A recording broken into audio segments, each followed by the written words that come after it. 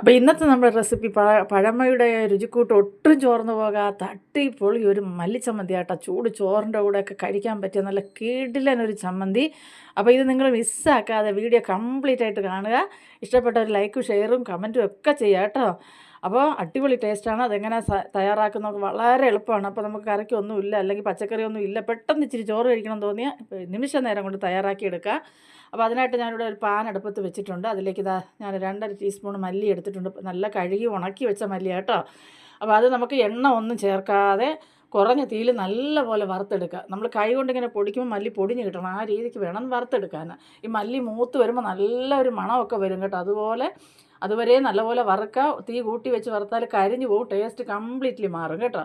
അപ്പോൾ ഇതുപോലെ ഒന്ന് വറുത്തെടുത്തത് നമുക്കൊരു പാത്രത്തിലേക്ക് മാറ്റി കൊടുക്കാം. വളരെ എളുപ്പമാണ് കേട്ടോ.